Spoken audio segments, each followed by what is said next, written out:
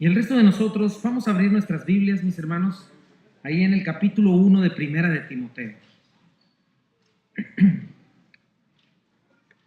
Seguimos avanzando en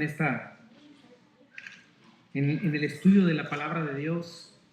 Ese es nuestro mayor distintivo, ¿verdad? Creemos que la palabra de Dios es viva y eficaz, más cortante que todo, espada de doble filo, y creemos que es poderosa y que nos da todo lo que necesitamos, nos da los nutrientes necesarios para darnos herencia con los santificados, para hacernos sabios, para salvación. Y pues estamos comenzando en esta hermosa carta. En esta ocasión esta carta es especial porque Pablo no le está escribiendo a una iglesia en particular, le está escribiendo a una persona, a un joven pastor llamado Timoteo, al cual Pablo dejó pastoreando en la iglesia de Éfeso, ¿verdad? Mucho aprendemos de quién es Timoteo por lo que Pablo le escribió a él. Sabemos mucho de su carácter, ¿verdad? Pablo le dice, mi amado hijo en la fe. Pablo le amaba profundamente. El nombre de Timoteo significa uno que honra a Dios. Sabemos que su mamá Eunice y su abuela Loida desde chiquito le enseñaron las escrituras. Ellas eran judías devotas. Su papá era griego, pero él desde pequeño sabía de las escrituras del Antiguo Testamento. Más adelante se convirtieron al Señor Jesucristo. Sabemos que él era oriundo de la ciudad de Listra, provincia de Galacia, parte de la Turquía moderna. Y en Hechos 14 leemos cómo Timoteo creemos que llegó a creer, ¿no? Pablo llega a este lugar, sana un poco de nacimiento después de muchas cosas. ¿Se acuerdan que lo platicamos? Y de pronto les quieren ofrecer sacrificios porque piensan que son dioses. Llegan los enemigos de Pablo que ya lo venían siguiendo, cambian la mente de las personas y terminan apedreando a Pablo. Lo sacan arrastrando como un perro rabioso fuera de la ciudad, lo dejan tirado ahí, los discípulos lo rodean pensando que está muerto. De pronto Pablo se levanta, milagrosamente. Quizás estaba Timoteo entre ellos. Pablo se levanta y lejos de decir, ay, nos vemos, ya me voy corriendo, no, Pablo se levanta y vuelve a entrar a la ciudad donde lo acaban de apedrear. Seguramente Timoteo queda pues totalmente maravillado de lo que pasó, ¿verdad? Y queda por la fe de Pablo, pues lo impresiona. Para este tiempo, atención jóvenes, Timoteo era un joven de 20 años más o menos. Era un joven. Y al ver la fe de Pablo se convierte al Señor, se entrega por completo al Señor, al punto que un año después, en su segundo viaje misionero, Pablo vuelve a visitar Listra y en Hechos 16 vemos que todos daban buen testimonio de este joven. Pablo lo toma, lo ve y lo toma como su discípulo y se convierte en el compañero inseparable de Pablo, en su amigo, en su colaborador para el resto de su vida, ¿verdad? Y vemos a Timoteo junto a Pablo en casi todas las cartas mencionado, lo vemos con él en Atenas, en Berea, en todas las cristoaventuras de Pablo, ¿no? Pablo mencionándolo en casi todas sus epístolas, al punto que dice, mandar a Timoteo es como si fuera yo mismo. Este es Timoteo. ¿Cuándo fue escrita esta carta? Lo volvemos a mencionar, por el año 57 después de Cristo, más o menos, para decir, no fue en el 57, pero por el 57 leemos en Hechos 21 el primer arresto de Pablo. Pablo está en prisión después de 3 juicios por lo menos, de intentos de asesinato. Finalmente apela a César y es enviado a Roma, ¿no? Y este viaje comienza aproximadamente en el 59 después de Cristo. 2 años dura esto. Después de un naufragio, 3 meses en la isla de Malta, se supone que llega a Roma por febrero del 60, ¿no? Entonces han pasado más o menos 4 años ya para este tiempo. Y estando en arresto domiciliario, Pablo es custodiado día y noche por algún guardia de los pretorianos. Y por los siguientes, finalmente, en esos 2 años ministra. Pablo le escucha a Nerón y lo deja en libertad. Entonces, esto ya no está registrado en la Biblia. Eso pasa otros 2 años libre. Y durante esos 2 años sigue viajando, sigue pues escribiendo cartas. Y fue de ahí donde, en estos últimos 2 años, donde escribió Primera de Timoteo y la epístola a Tito, ¿verdad? 2 años después, entonces estamos hablando 62 por ahí. 2 años después, para terminar con la historia, vuelve a ser arrestado por Nerón cuando quema a Nerón Roma y le echa la culpa a los cristianos, una terrible persecución, Y finalmente ahí Pablo es sentenciado en estos últimos 2 años.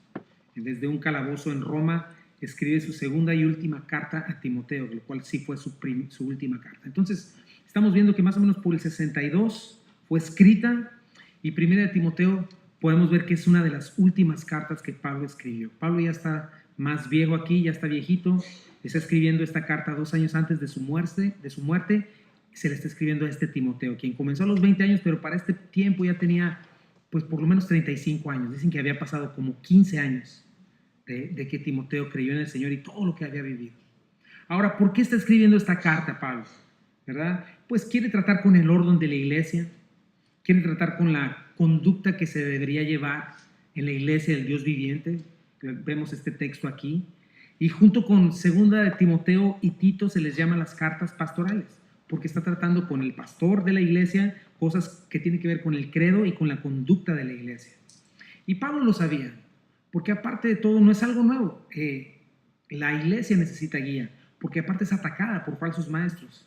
En Hechos 20, 28 al 30 vemos a Pablo diciendo: por tanto, miren por ustedes y por todo el rebaño en que el Espíritu les ha puesto por obispos para apacentar la iglesia del Señor, la cual él ganó por su propia sangre. Ya les había advertido a los efesios y a las iglesias de alrededor. Porque yo sé que después de mi partida entrarán en medio de ustedes lobos rapaces que no perdonarán el rebaño. Y de ustedes mismos se levantarán hombres que hablarán cosas perversas para arrastrar tras sí a los discípulos. Por tanto, velen acordándose que por 3 años de día y de noche no he cesado de amonestar con lágrimas a cada uno. Y ahora, hermanos, les encomiendo a Dios y a la palabra de su gracia, que tiene poder para sobreedificarlos y darles herencia con los santificados. Y esto es lo que estaba pasando, porque Pablo les dijo prácticamente esto a los efesios: cuídense. Sin embargo, cuando llegan ahí Timoteo y Pablo, hay ciertos problemas, que al punto que tienen que tratar con estas dos cosas, ¿no? Y Pablo vuelve a decirles: ¿sabes qué? Es muy importante el credo, es muy importante la doctrina. Y Pablo siempre así la daba, ¿no? Enseñanza, doctrina, teología, y después decía: ahora pónganla en práctica. Y en estos 2 puntos estaba la iglesia de Éfeso.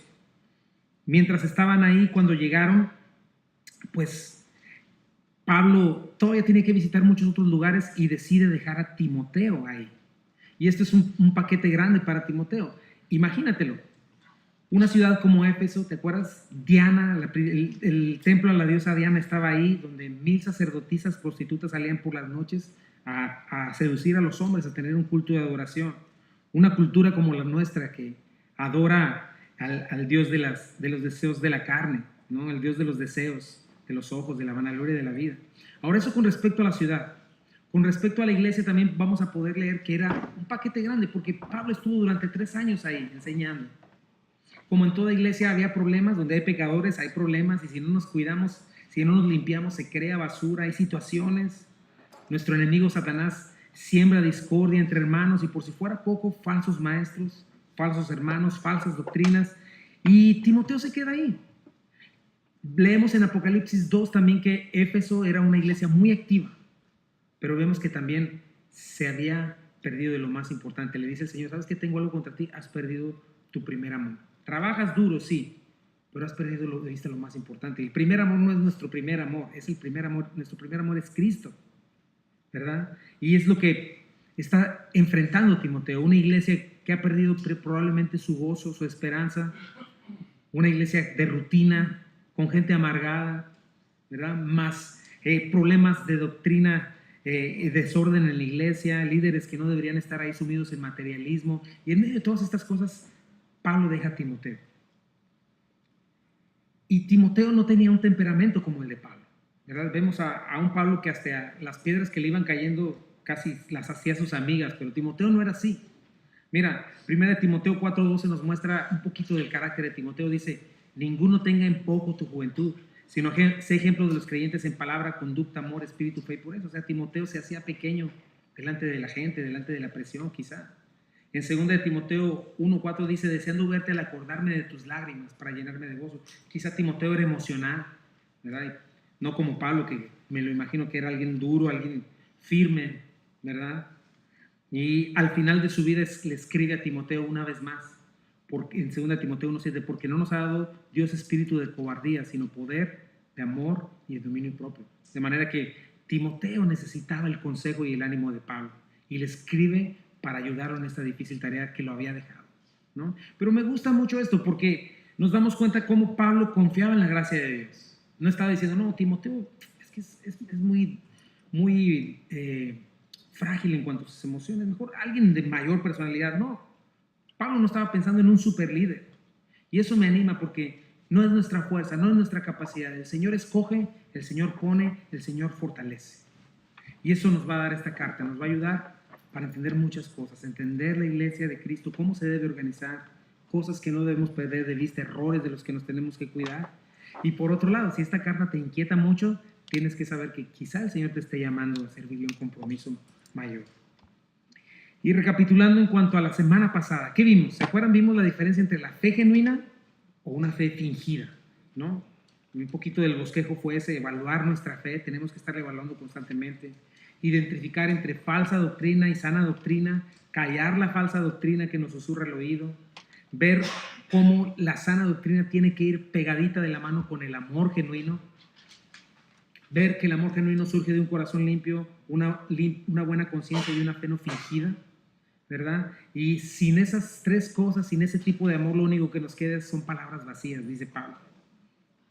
Y el día de hoy vamos a estudiar los siguientes 5 versículos y vamos a aprender mucho acerca de la ley, ¿verdad? En este contexto, no olvides esto porque es lo que nos va a llevar durante toda la carta, tenemos que amarrarnos a ese versículo, ¿verdad? Pero vamos a darle lectura desde el versículo 1, por favor, lea ahí conmigo hasta el versículo 5, hasta el versículo 6, antes de los 5 versículos que vamos a leer, pero para agarrar contexto. Dice, Pablo, apóstol de Jesucristo, por mandato de Dios, nuestro Salvador, y del Señor Jesucristo, nuestra esperanza, Timoteo, verdadero hijo en la fe.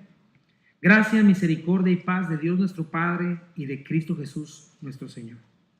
Como te rogué que te quedases en Éfeso cuando fui a Macedonia para que mandases a algunos que no enseñen diferente doctrina, ni presten atención a fábulas y genealogías interminables, que acarrean disputas más bien que edificación de Dios, que es por fe. Así te encargo ahora.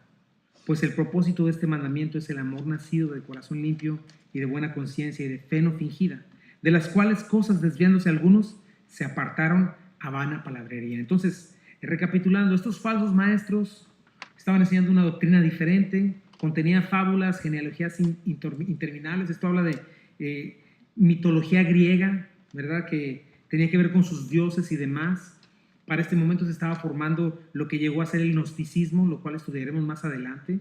Pero vemos que el fruto de estas falsas doctrinas, el fruto de una falsa doctrina siempre es disputa, ¿no? Y finalmente se queda en palabrería vacía. Y eso es un buen principio. Todo mito, toda superstición y demás, ¿sabes qué? No está basado en hechos. Surge del corazón perverso y engañoso, de la imaginación del ser humano. Pero ¿sabes qué? A diferencia de eso, el cristianismo está basado en hechos comprobables. Esa es la diferencia. Mitos, supersticiones son imaginación de la gente, pero lo que es el cristianismo está basado en historia. La historia lo corrobora, la arqueología lo corrobora, la Biblia es más veraz que cualquier otro documento histórico. Tú puedes verlo, hay muchos documentos históricos. Bueno, la Biblia lo sobrepasa a todos. ¿Cómo saber si Homero, la Ilíada, todo esto es real o no es real? Bueno, hay cosas que verifican que es real. Bueno, la Biblia todavía lo sobrepasa en eso. Las pruebas de que la Biblia se ha sostenido y es la palabra de Dios va mucho más allá. Son hechos. Cristo caminó sobre esta tierra hace 2000 años, resucitó, partió la historia en dos. Hoy puedes ir a Israel, ¿verdad? Y por todos lados hay pruebas incuestionables de esta cultura desde hace miles de años atrás, ¿verdad? El cristianismo está basado en hechos. El Antiguo y el Nuevo Testamento son historia, son testimonios fieles del Dios vivo y no cambian, se sostienen. Acuérdate de una máxima en cuanto a la falsa doctrina: si es nuevo, no es verdad. Si es verdad, no es nuevo. O si lo quieres decir en otra manera, si es bíblico, no es nuevo. Si es nuevo, no es bíblico, ¿no? Y Pablo nos da el verso clave de toda esta carta. Todo esto lo resume en el amor. Por supuesto, no cualquier clase de amor o el amor que el hombre tuerce, ¿no? Sino el amor de Cristo, que se sacrifica por el otro, que surge de este corazón limpio, buena conciencia y fe no fingida. Y el día de hoy Pablo va a dejar su segunda declaración. La primera fue esta: el cristianismo consiste en este versículo, sencillamente lo resume Pablo, pero también consiste en una segunda declaración. Hoy vamos a ver que parte de la falsa doctrina es el legalismo. Lo único que le queda es el legalismo. para este tiempo estaba mezclado el legalismo con el gnosticismo. Y hoy vamos a aprender eso, que cualquier religión o filosofía fuera del cristianismo se va a sostener en mi capacidad para cumplirla, para cumplir sus leyes, o en mi capacidad para superarme a mí mismo. Y todo porque esa es una tendencia del ser humano, ¿verdad? Que le dio la espalda a Dios. Comienza en mí. O sea, si yo no hago nada por mí, nadie lo va a hacer. Así resulta toda filosofía. No así el cristianismo. Acuérdate, solo hay dos caminos. El camino de la religión es el hombre esforzándose para alcanzar su propia salvación y superación, o es Dios haciendo todo para alcanzar, redimir, perdonar, lavar y limpiar a un ser humano incapaz de ayudarse a sí mismo. Solo son estas dos. Por eso, en cuanto a esto, yo titulé este mensaje el uso legítimo de la fe. El uso legítimo de la fe. Y le vamos a dar lectura, ahora sí, los versículos 7 al 10. 7 al 10. 7 al 11, perdón. El uso legítimo de la ley, perdón, me equivoqué aquí. El uso legítimo de la ley. Dice así.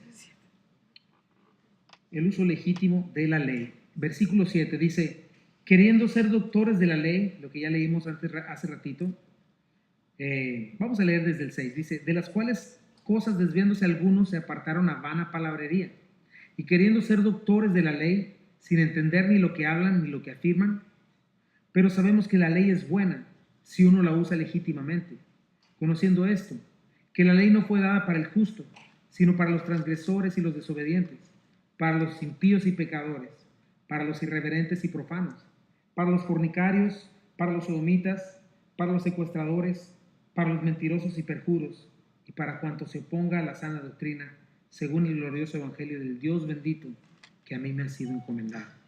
Entonces, tenemos esto como el uso legítimo de la ley. Y nuestro primer versículo, vamos a leer nuestro primer versículo, permíteme.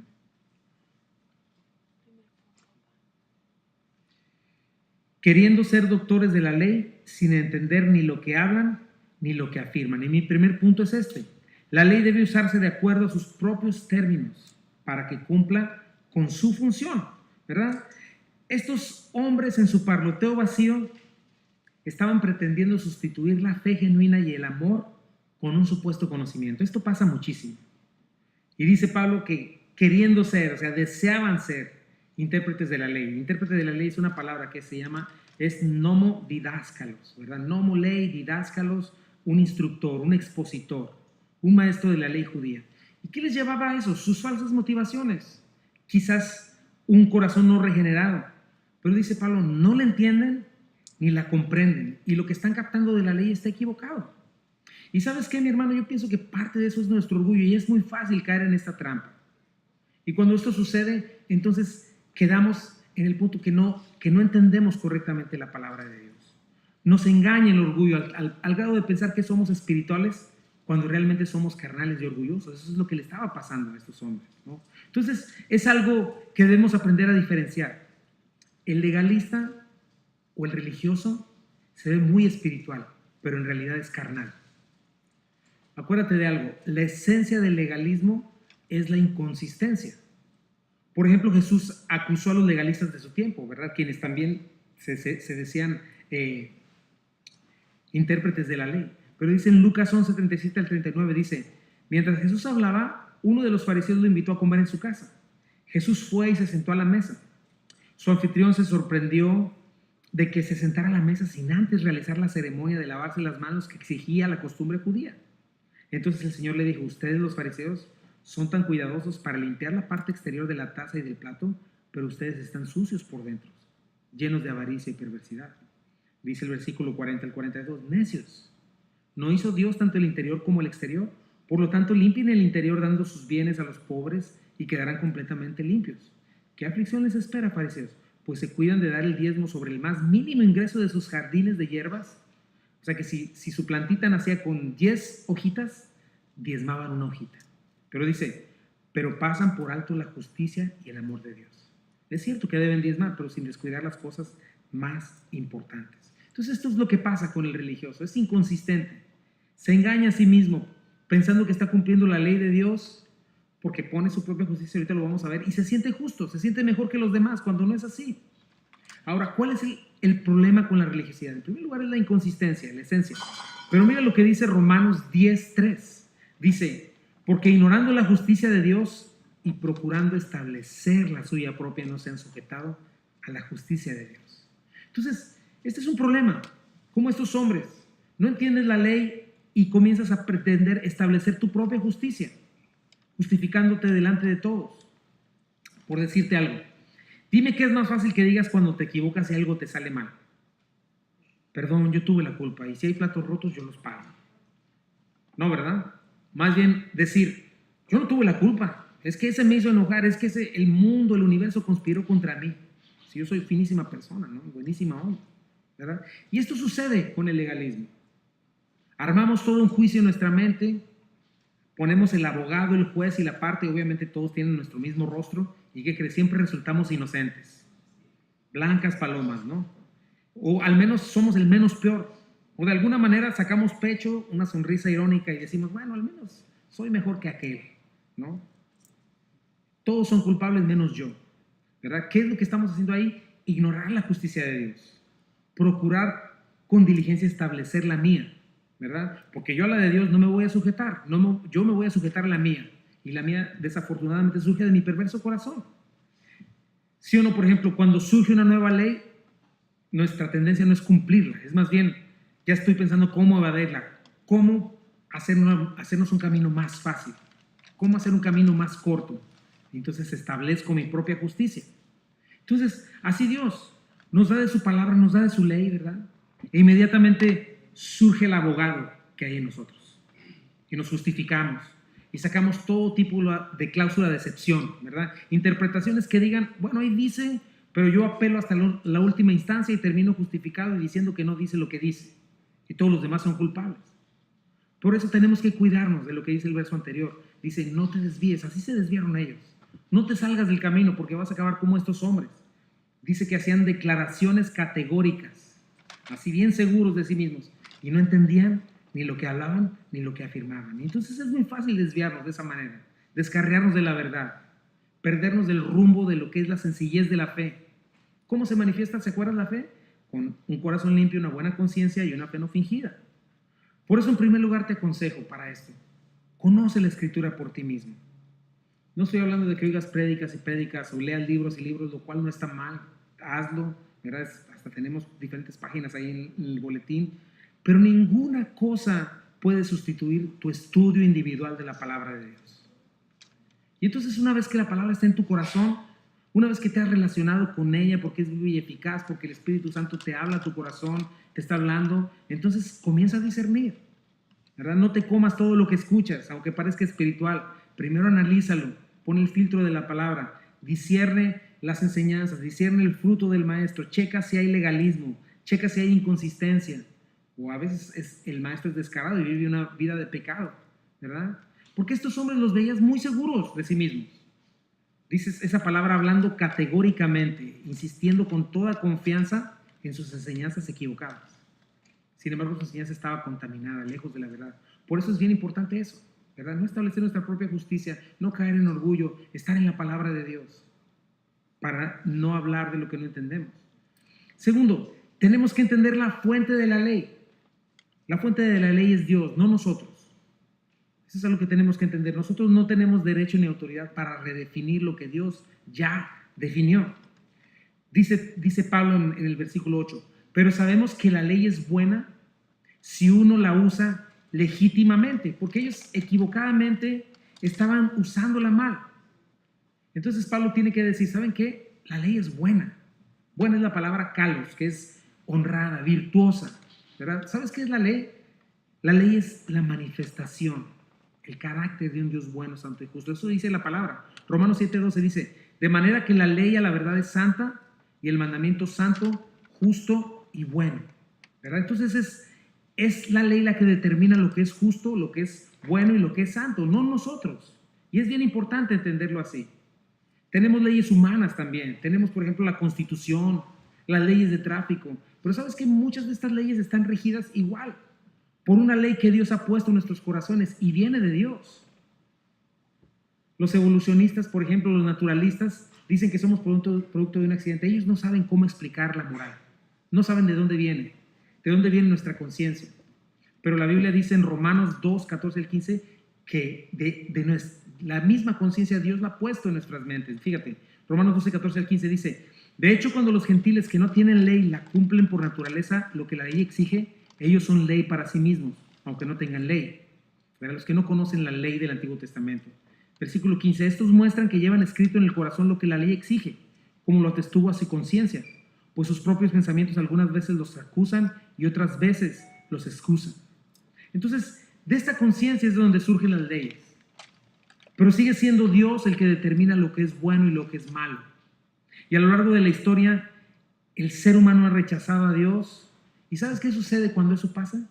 Queda ignorante de Dios. Y comienza a pretender ser Dios para sí mismo. Y comienza a creer que tiene la capacidad de redefinir lo que es santo, lo que es justo y lo que es bueno. Y hoy habla de esas tres cosas, pero tienen un significado totalmente distinto. Al punto de decir que Dios es un racista porque no acepta el homosexualismo, por ejemplo.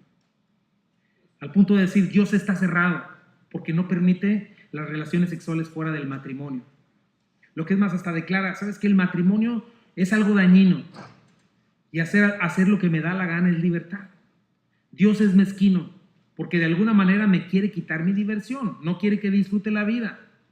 Con todas sus leyes lo único que quiere es juzgarme y quitarme la oportunidad de que yo viva, ¿verdad? Y comienza a llamar a las tinieblas luz, a la luz tinieblas. ¿Y el resultado cuál es? Pues una sociedad enferma, ¿verdad?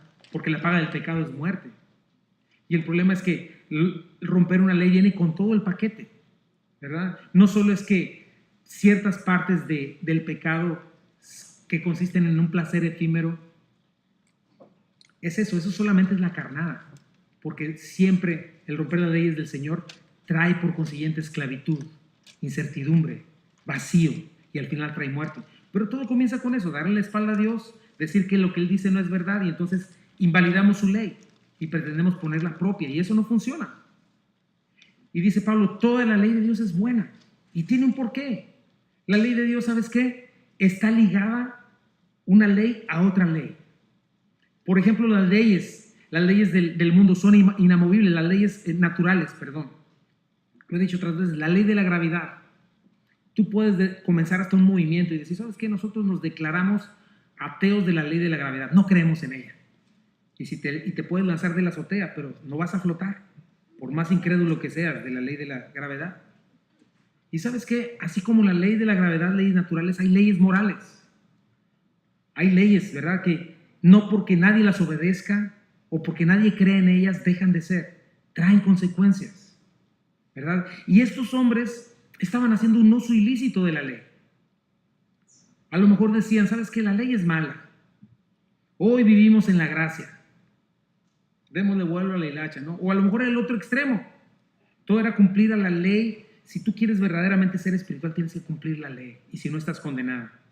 Y ese es un uso ilícito de la ley. Entonces Pablo les dice, ¿saben qué? La ley es buena, pero siempre y cuando la usemos legítimamente. ¿Qué significa usarla legítimamente? Legítimamente es la palabra nomimos, ¿verdad? Que viene del mismo punto, que es de acuerdo a las reglas o de acuerdo a la intención con la que fue promulgada.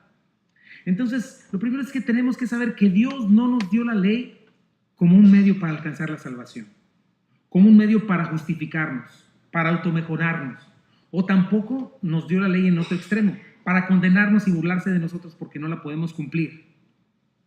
La intención de dárnosla, ¿sabes cuál fue? En primer lugar, antes de cuál fue, no fue tampoco para decirnos, ok, ¿quieren ser salvos? ¿Quieren ser justos? ¿Quieren ganarse el cielo, mi perdón y mi bendición? Ahí están los requisitos. Ahí les van los 10 mandamientos. Cúmplalos y si los cumplen, habrán ganado mi respeto. No es así. Tampoco la ley es esto, ¿no? Que haya dicho Dios, bueno, ya llegó Cristo, ya llegó la gracia, la ley nomás nos estorba, vamos a quitarla y cada quien que haga lo que sea. No, Dios nos dio la ley con ciertos propósitos, mis hermanos. Y hoy vamos a ver de qué se tratan esos propósitos. Por eso tenemos que definirla. Quedamos en ignorancia de Dios. Y nuestra capacidad de ver lo bueno y lo malo quedó descompuesta. Fusión. Y hasta que no viene la luz del Evangelio, eso es lo que es Efesios 4, ¿no? Así que les digo esto y les insisto en el Señor, no vean como los demás con pensamientos frívolos como los paganos. A causa de la ignorancia de los que los domina y por la dureza de su corazón, estos tienen oscurecido el entendimiento y están alejados de la vida que proviene de Dios, ¿verdad? Pregúntale a la mayoría de la gente no creyente, ¿verdad? O vive insegura o insatisfecha porque tiene una religión por obras, la cual no le da ninguna seguridad, ninguna libertad ni gozo, o ya cayó todo intento de su conciencia, porque vive convencido de que es bueno y que no necesita un salvador. Otro punto que también el mundo vive confundido es en esto, o no se considera tan malo, siempre se compara con uno que es peor que él, ¿verdad? O también se piensa que su pecado no es para tanto como para que Dios lo condene al infierno, ¿no? O piensa que si hace buenas obras va a compensar con ellas las malas obras que ella hizo, ¿no? O en el peor de los casos simplemente también, como ya lo dije, no hay remedio, así es de que me entrego a mi vida de pecado. Entonces, Dios, en primer lugar, envía su ley para que podamos entender nuestro mayor problema. Porque sin la ley no sabemos. Y nuestro mayor problema es el pecado y nuestra mayor necesidad es un Salvador que nos libre de la paga del pecado. Eso es lo primero, por eso la ley está ahí. Entonces, la ley nos fue dada, hermanos, con 3 objetivos. El primero es revelar el pecado, provocar al pecado y condenar al pecado. ¿De dónde sacamos esto? Obviamente de la Escritura. Ese es el propósito de la ley. Por eso Pablo dice, si se usa legítimamente. Dice en primer lugar, la ley revela el pecado. Dice en Romanos 3:20, ya que por las obras de la ley ningún ser humano será justificado delante de él, porque por medio de la ley es el conocimiento del pecado. Checa el versículo Romanos 7:7. ¿Qué concluiremos? Que la ley es pecado de ninguna manera. Sin embargo, si no fuera por la ley, no me habría dado cuenta de lo que es el pecado. Por ejemplo, nunca habría sabido yo lo que es codiciar si la ley no hubiera dicho, no codicies. Entonces, esa es la causa de la cual, ¿por qué muchas veces la Escritura nos es incómoda? A veces sentía, fuera como si la Biblia nos estuviera leyendo la mente. Y es lo que está haciendo, escudriñando nuestro corazón, ¿verdad? Y de pronto eso que yo decía que eran comentarios inofensivos, la palabra de Dios me está diciendo, hey, eso es murmuración, eso es ser chismoso, eso es ser contencioso y está mal. O me empieza a decir, mira, eso que estás sintiendo de acuerdo a lo que estás leyendo, que dices que es tu debilidad y por eso no puedes dejar tal o cual cosa, es una adicción. Eso se llama lascivia, eso se llama drogadicción, o eso se llama incredulidad, o eso se llama ser un desconfiado, ¿verdad? Entonces, la ley es lo que hace. Es como estos químicos que echan en las albercas, ¿no? Para que los bebés no se hagan pipí o la gente. ¿Qué sucede?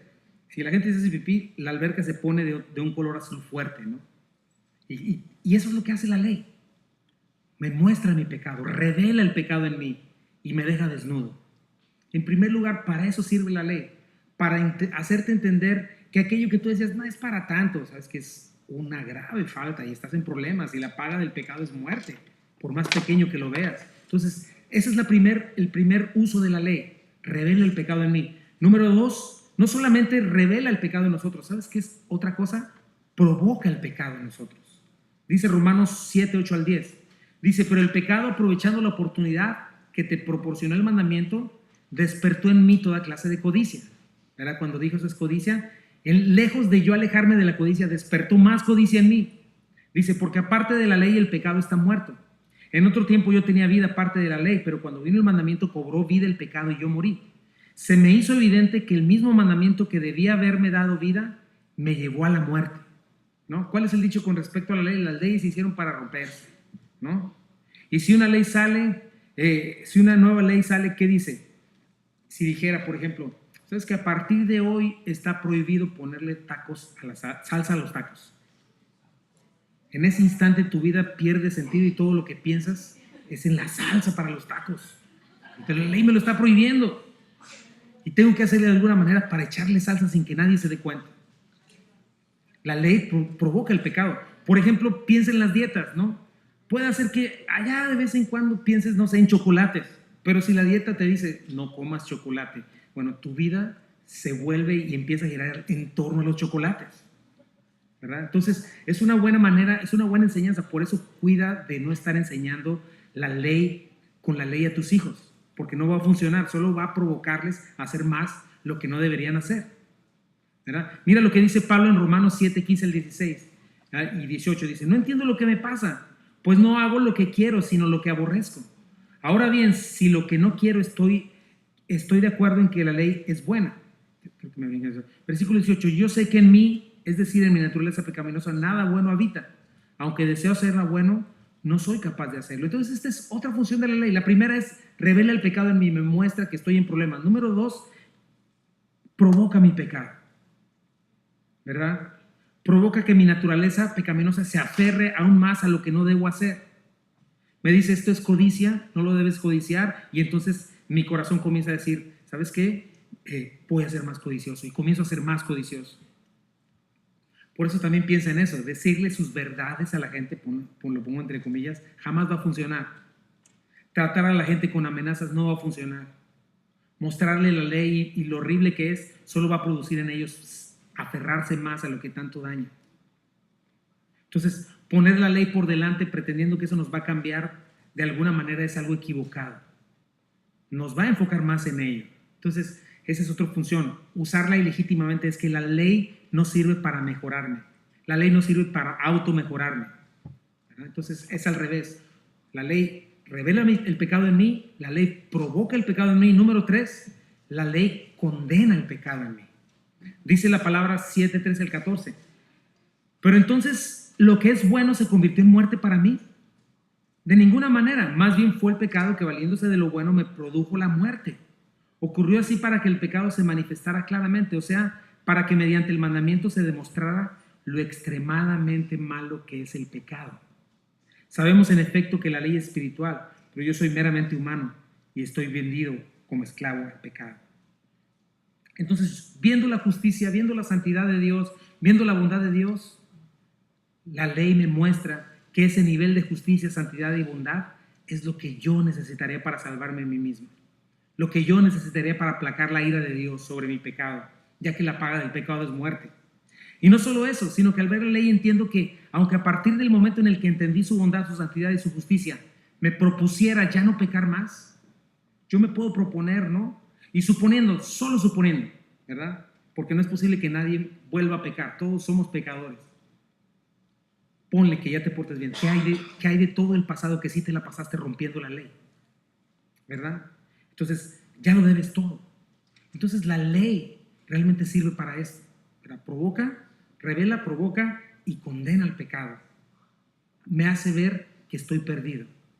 Por eso dice Gálatas 3:10, porque todos los que dependen de las obras de la ley están bajo maldición, pues escrito está, maldito todo aquel que no permaneciera en todas las cosas escritas en el libro de la ley para hacerlas. Entonces la ley me muestra que estoy condenado.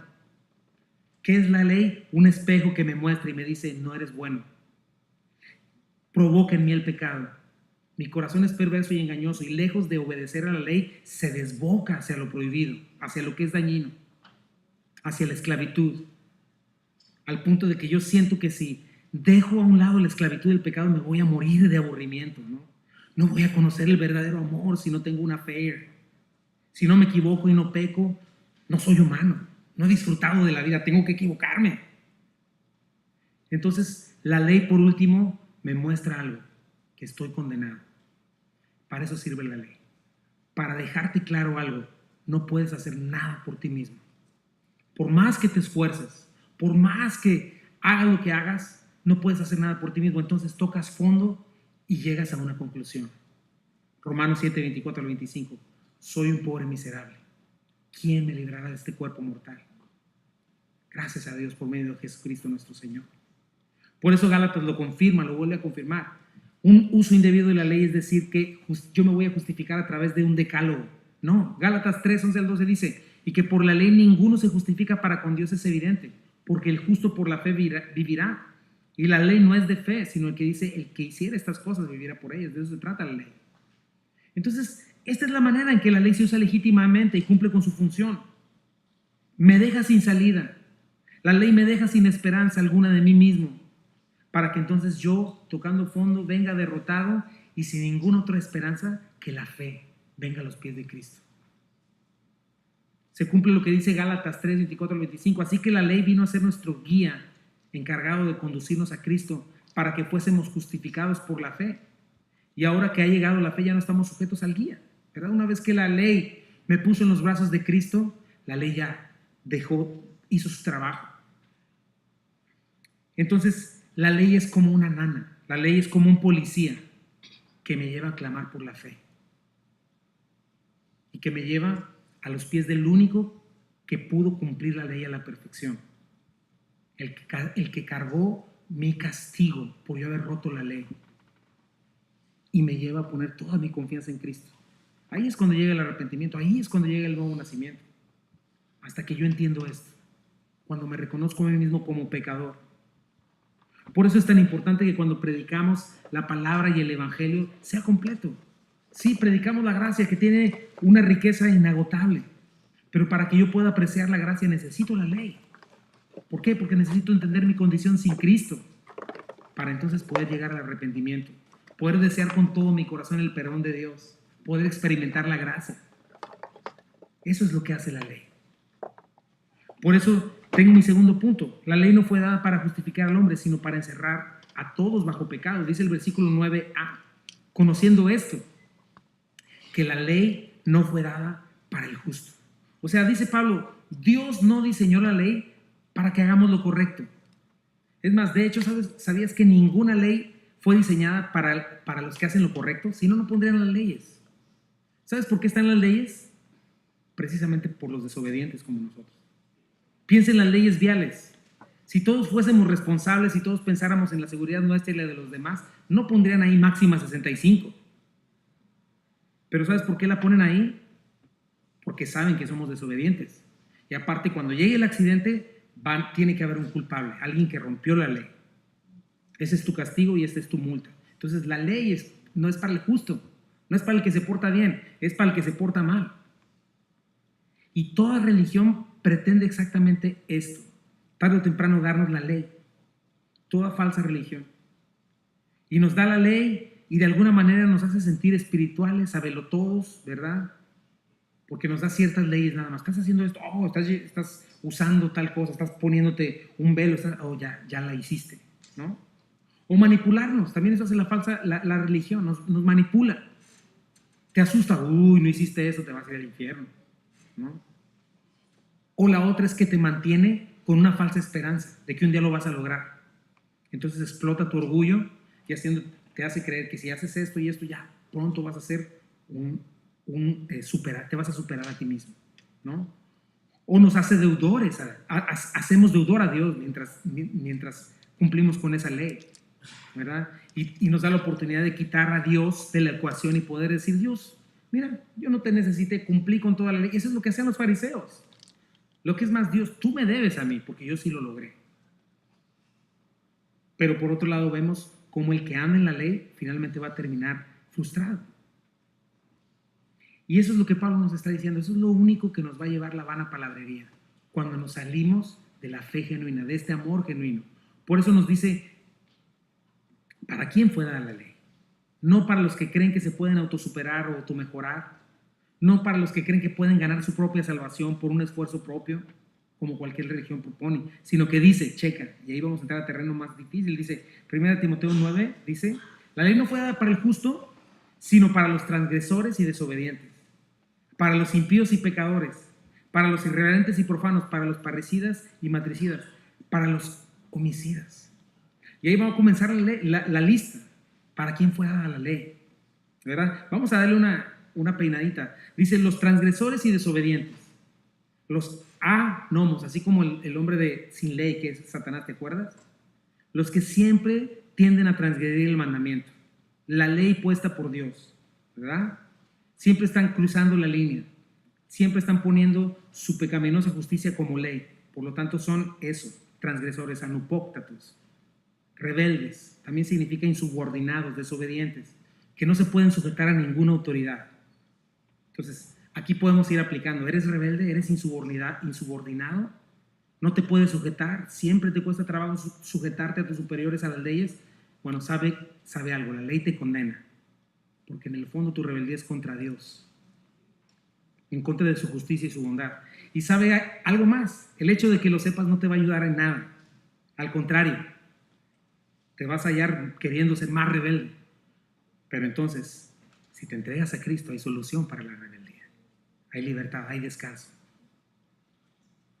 Él puede hacerte que te parezcas a Él, manso y humilde de corazón, y hallar descanso para tu alma. Dice, para los impíos y pecadores. Seguimos con la lista, porque todos de alguna u otra manera caemos en alguna de esta lista.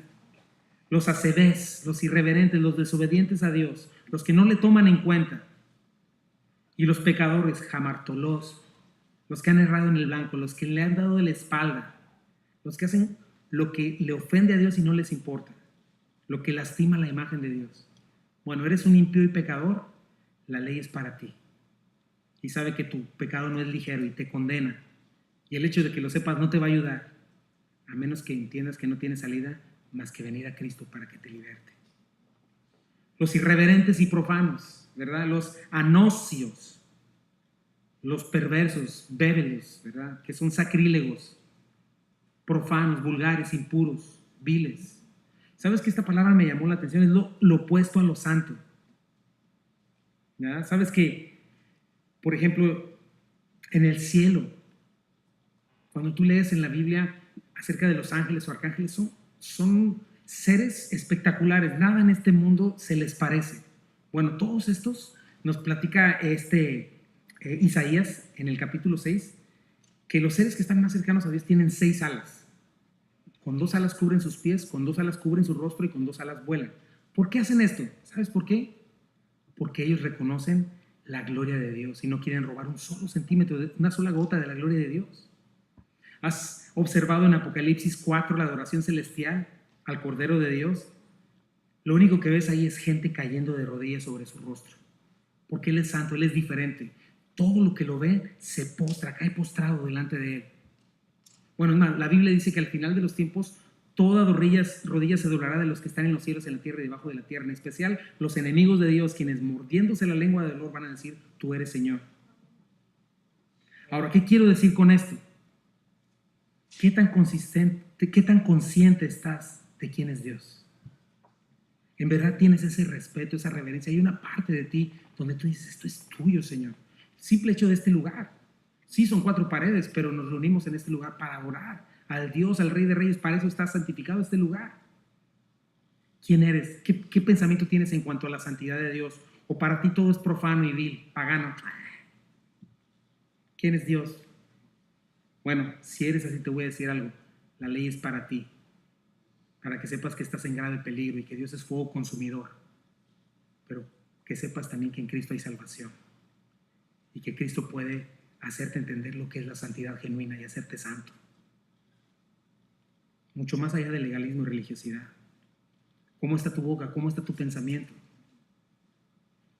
¿Están apartados para el Señor? ¿De veras salen cosas santas? Cosas que edifican al Señor. Te lo he platicado antes, mi boca estaba llena de porquería, al igual que mi corazón. Y yo no tenía un límite, no sabía ni entendía lo que era santidad. Para mí, sí, tenía el pensamiento de un Dios, pero realmente con mis hechos y con mis palabras mostraba que Dios no me importaba. Y la ley no me iba a ayudar. Pero sabes que llegó Cristo y me hizo libre. Nunca pude hacer nada por mí, solo empeoré. Con los años nomás fui empeorando, pero vine a la luz. Descubrí lo que era, descubrí que mi pecado era grave, pero la ley me llevó a Cristo. Y Cristo me dio la salida. Para los parricidas y los matricidas, o sea, Pablo se va a un nivel más y más y más arriba, ¿verdad? Los que matan a sus padres, literalmente significa eso. No sé si hay alguno aquí que haya llegado a tanto, pero hoy en día sí hay muchas noticias al respecto. Pero la Biblia sí dice que honres a tu padre y a tu madre, ¿verdad? Dios nos manda a honrarlos, que es el primer mandamiento con promesa. Ellos representan, cuando estamos con ellos, la autoridad de Dios. Ya que bien que malos o buenos padres, si estás aquí, Dios los utilizó para que el día de hoy conocieras de Él y le entregaras tu vida. Llegaras a ser un hijo de Dios. Si no honras a tus padres, sabe que la ley te condena. Y el hecho que te lo diga no te va a ayudar. Pero si vienes a Cristo, en Cristo hay salida y te puede convertir en un hombre, en una mujer que otorga misericordia, perdón, honra a sus padres. Es porque así es como se conduce un hijo regenerado en la fe. Los homicidas, ¿verdad? Quizá ya, no sé si hay alguno aquí llegado a ese punto, pero hoy en día en México sobran los sicarios de profesión. Es más, las películas se tratan de eso. Los más millonarios son los matones. Bueno, Jesucristo dijo que si con el hecho de agredir a alguien verbalmente, si te enojas contra él o contra ella, ya eres homicida. ¿Cuánto más si te has entregado al resentimiento? Si te has entregado a la crítica, si te has entregado al odio, ¿no? Y si dices, ay no, yo no. Bueno, ¿qué sale de tu boca cuando se te atraviesan en la calle? O cuando vas al lugar del gobierno y sientes que te discriminaron. No te salen bendiciones, ojalá, ¿verdad? Pero si no es así, sabe que la Biblia te considera homicida y eres reo de muerte. Y nada puedes hacer para cambiarte a ti mismo. Pero en Cristo hay perdón. Si eso te lleva a Cristo, sabe que hay perdón para los homicidas, porque Él mismo fue ejecutado en tu lugar y en el mío. Los fornicarios, ¿verdad? Eso, digo, todos de alguna manera caemos en un lugar. ¿Sabes qué significa fornicarios? ¿Cuál es la palabra para fornicarios? Los pornos, de donde viene la palabra pornografía. Toda actividad ilícita, sexual ilícita, ¿verdad? Desde ver pornografía, tener relaciones sexuales antes del matrimonio, que es ser adúltero, infiel al pacto matrimonial, ¿verdad? Jesucristo también dijo, si algún hombre o una mujer ve a una mujer y la desea en su corazón, o viceversa, y la saborea, ya adulteró con ella en su corazón. Eso dice la Biblia. Tienes un problema de lascivia, estás entregado a la fornicación o al adulterio, la ley es para ti. Sabe que estás en cadenas y en condenación. Y que ahí nunca vas a encontrar lo que tanto deseas. Esa llenura, esa paz. Y que mientras más lo practiques, más sumergido vas a quedar en la sociedad. Pero sabe que en Cristo hay libertad. Y que Cristo es la única salida. No vas a poder hacer nada por ti mismo. Los sodomitas, ¿verdad? Es otra manera de decir homosexuales. Y pon atención, no hay discriminación porque este pecado está al mismo nivel de los que acabamos de describir. Todo pecado es maldad. Decir que nací homosexual es decir que nací transgresor, desobediente, impío, homicida, irreverente, ¿verdad? Y no puedes decirme, yo soy irreverente, no me discrimines. Es mi género. No es así. No tiene que ver con una identidad. Tiene que ver con una naturaleza pecaminosa. Y si desde pequeño tenías esa tendencia, no implica que hayas nacido homosexual, implica que naciste pecador. Y claramente es importante entender eso. La ley condena y no puedes hacer nada por ti mismo. Y Dios quiere que seas libre, Dios quiere que puedas conocer y disfrutar el verdadero amor. Acuérdate, el verdadero amor, Él lo define. El verdadero amor bendice a la otra persona, la lleva a la verdad. No busca lo propio, sino lo de los demás. Y si tú estás practicando la homosexualidad o alguien lo está practicando, no le estás haciendo bien al que dices amar. Que triunfa el amor. Le estás haciendo daño. Te estás haciendo daño. Y el verdadero amor no hace eso. No se goza de la injusticia, más se goza de la verdad. Y si estás practicando esto, si alguien que está escuchando tal vez en internet, sabe que la ley te condena, como a todos los pecadores, y que jamás vas a poder hacer nada por ti mismo, pero en Cristo hay salvación, hay sanidad. Los secuestradores, ¿verdad? Adrapodiestesis, no. Adrapodisteis, así está. Adrapodisteis, ya lo dije bien. Adrapodisteis. Bueno, ¿sabes cuáles son estos? Los que esclavizan a alguien más por ganancias, ¿verdad? Pablo le sigue subiendo de volumen. Los vendedores de seres humanos, los que los privan de su libertad, los explotan. Hay mucho de eso hoy en día. Explotan a las mujeres, explotan a los niños sexualmente, traen a niños de países de tercer mundo para lo mismo. En países como México, en otros lugares, es el medio para conseguir ganancias deshonestas, privando de la vida y la libertad a otros. Bueno, si alguien se dedica a eso, sabe que la ley es para ti y te condena, pero en Cristo hay salida. Para los mentirosos y perjuros, seústes, los falsificadores, ahí sí todos caemos, mi hermano. Aquellos que manejan la mentira con destreza y que con su mentira sacan provecho de su prójimo.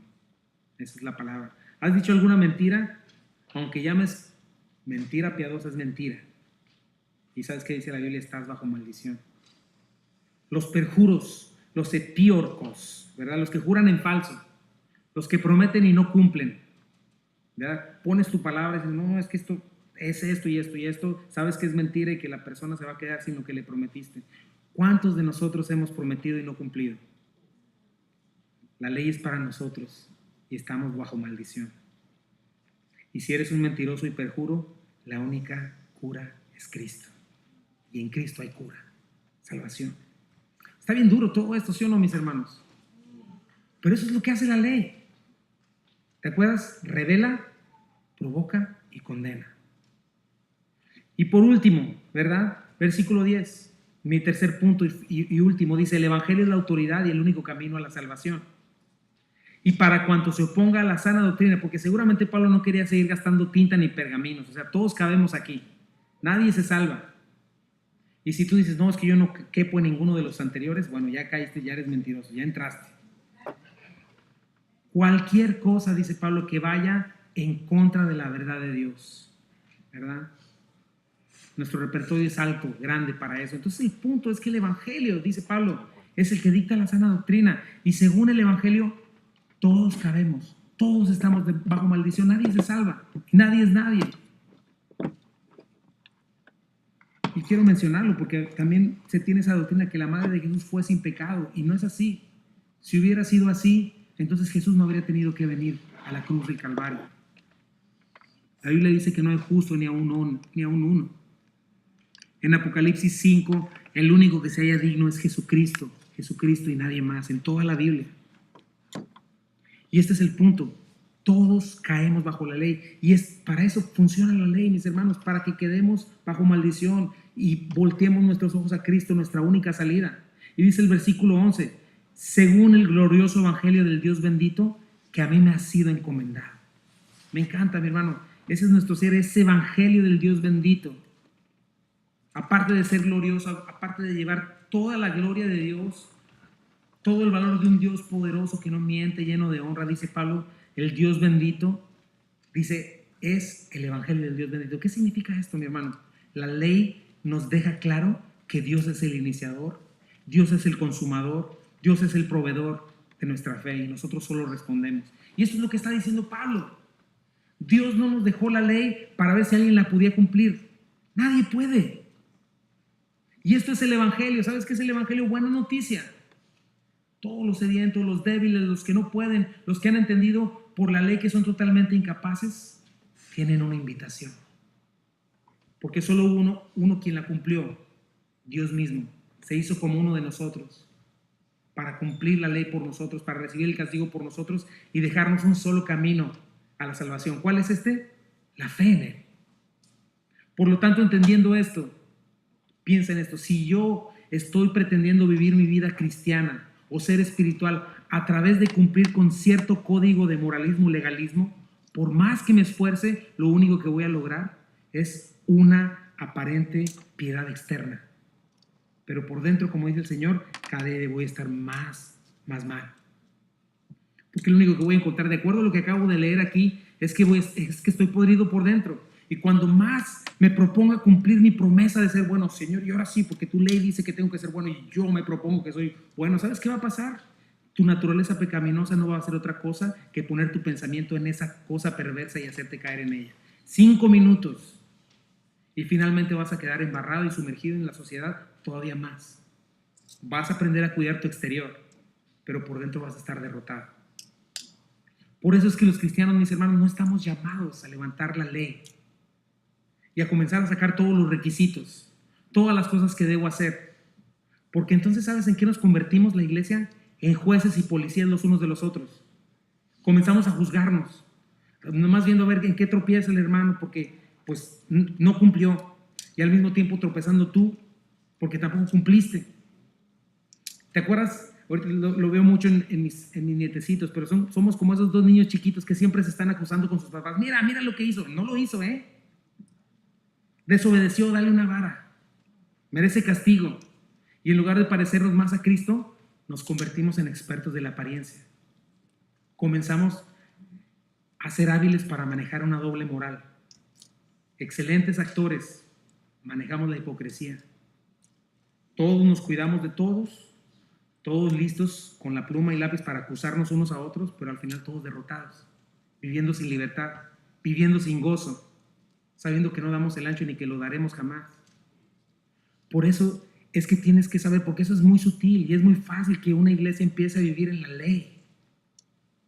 Por eso la Biblia no nos llama a fijar nuestros ojos en la ley, en los requisitos, en lo que deberíamos o no deberíamos estar haciendo. Por eso es que no ponemos aquí una lista de lo que no debes hacer. No fumes, no tomes, no bailes.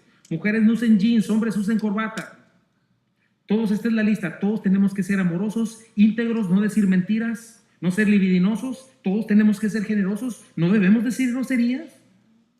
¿Sabes cuál va a ser el problema con esto? Que si tú te la vives pensando en la ley, es que no debo ser mentiroso, no debo ser mentiroso. ¿Sabes qué? No vas a poder dejar de mentir y te vas a hallar siendo más mentiroso cada vez más.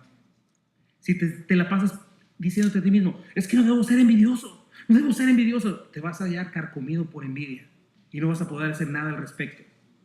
Y así cada una de las cosas que deberías de ser como cristiano. Y sabes, tu vida se va a tratar de una derrota constante, de estar juzgando a los demás, de estar viendo que no están cumpliendo ellos, o de estar envidiando a aquellos que aunque no cumplen se ven felices. Y entonces, mi hermano, ¿dónde está la victoria para el cristiano? ¿Dónde está? Pon tus ojos en Cristo. Si los pones en ti o en tus hermanos, ya sabes lo que vas a encontrar. Eso no es nuevo. Pero si los pones en Cristo, vas a encontrar un mundo totalmente diferente y nuevo. Vas a encontrar toda la gracia que necesitas para vivir una vida, la vida que Dios quiere que vivas. Por eso nosotros no estamos llamados a perseverar en la ley. Eso no hace el cristiano. El cristiano está llamado a perseverar en la gracia, en la misericordia de Dios, en Cristo, en lo que Él ha hecho por mí, pecador. Ahí está nuestra victoria. ¿Y sabes a dónde me lleva a ver estas cosas? Sí, me lleva a ver mi terrible capacidad de pecador, mi terrible maldad. Pero ¿sabes qué? A eso me lleva la ley, pero también me lleva a apreciar hasta dónde lleva la gracia, la paciencia, la bondad, la misericordia de nuestro Dios. ¿Y sabes hacia dónde más nos lleva también el poner nuestros ojos en la gracia y ver la ley de esta manera? Hasta dónde tuvo que sufrir Cristo para darnos salvación. Y nos muestra qué pecado tan grande es tan terrible rechazarlo y decir, yo puedo solo y no necesito de un Salvador. Y lo más importante de todo esto es que entendiendo todas estas cosas, nos damos cuenta que este evangelio no es como el legalismo o como la religiosidad. El legalismo y la religiosidad le trae gloria al aparente religioso. Cuando te das cuenta de esto, te das cuenta que solo hay uno que puede llevarse la gloria. Y ese es Dios, y ese es Cristo. Efesios 2 nos dice que nadie se gloríe. Cuando vemos así la ley nos damos cuenta que no nos podemos dar el más mínimo crédito, mis hermanos. No podemos decir, pues allá ellos, pero es que yo sí soy chido. Yo sí le echo ganas. No, nos damos cuenta que solo hay uno que sí puede. Y solo hay uno que merece toda la gloria, porque sin él yo estaría perdido, sumergido en mi suciedad, como lo vimos hace ratito. Solo hay uno bueno.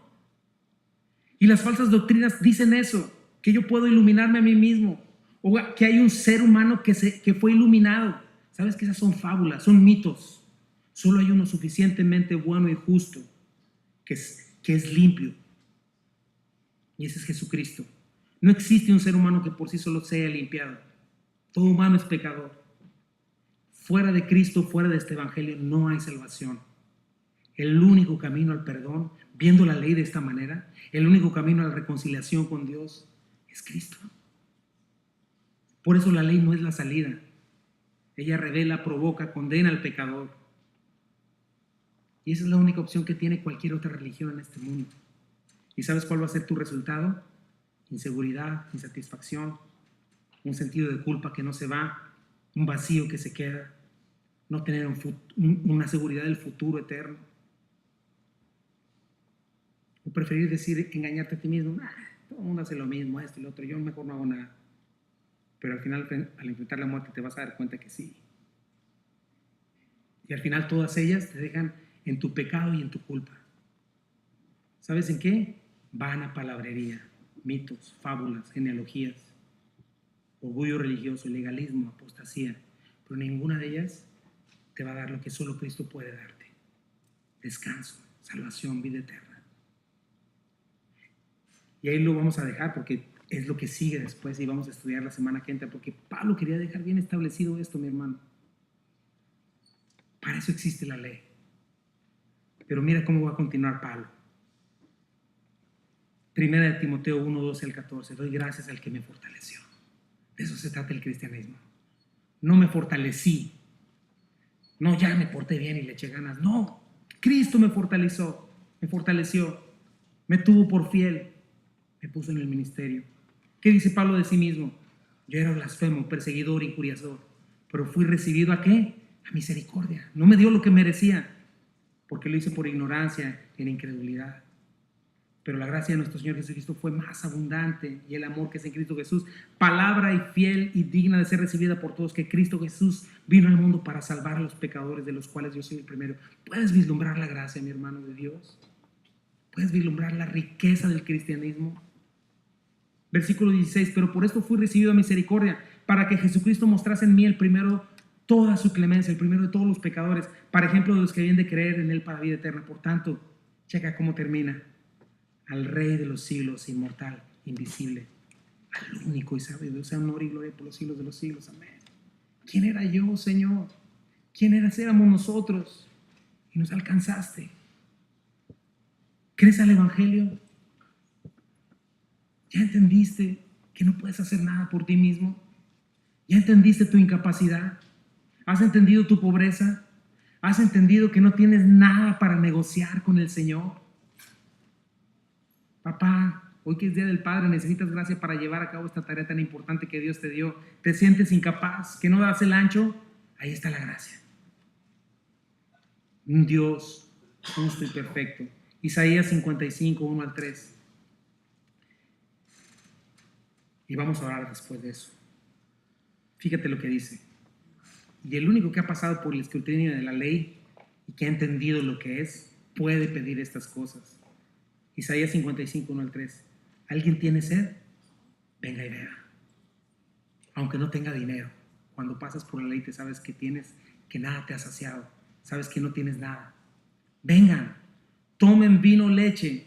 Es todo gratis. ¿Por qué gastar tu dinero en alimentos que no les dan fuerza?